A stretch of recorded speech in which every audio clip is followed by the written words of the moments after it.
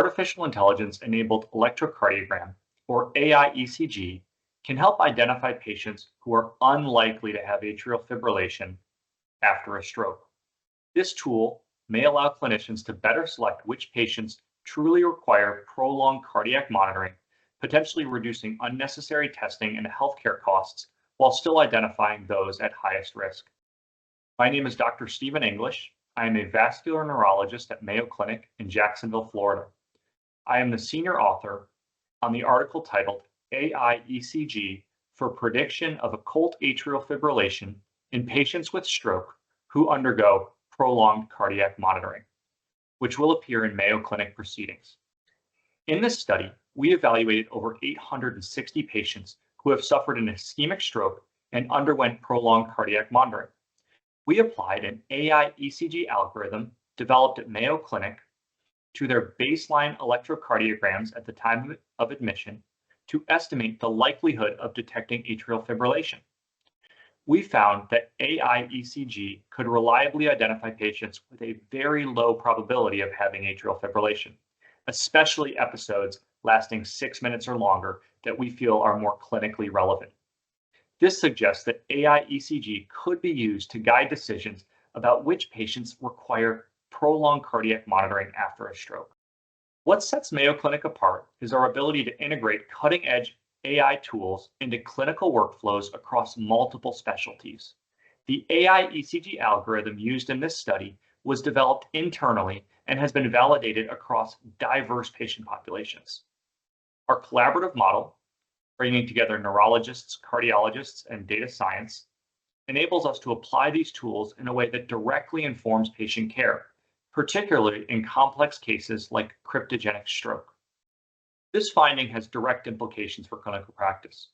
Currently, many patients undergo prolonged cardiac monitoring after a stroke, but not all of them benefit from it, and there's a high rate of negative results.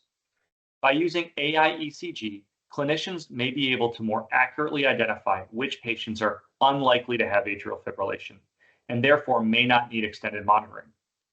This could streamline post-stroke care, reduce costs, and focus resources on the patients most likely to benefit.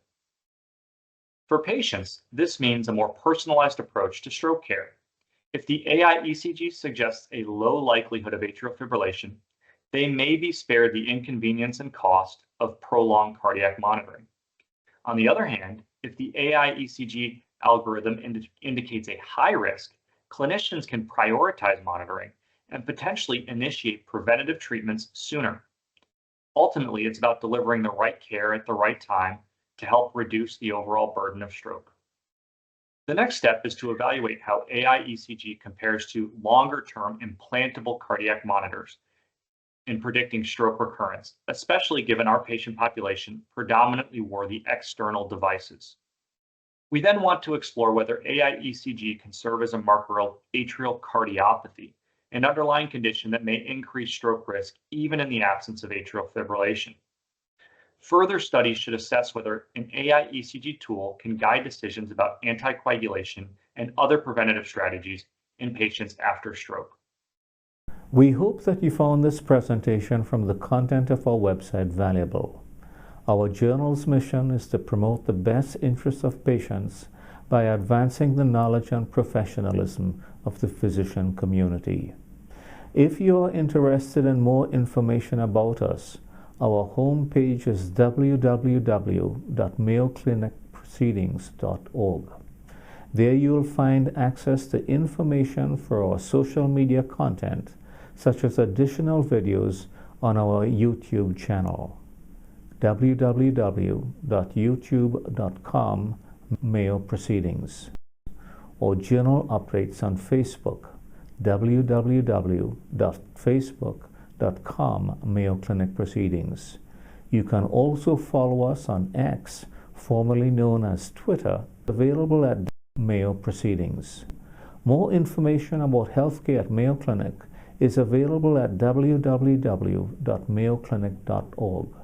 This content is copyrighted by Mayo Foundation for Medical Education and Research, published by Elsevier Incorporated.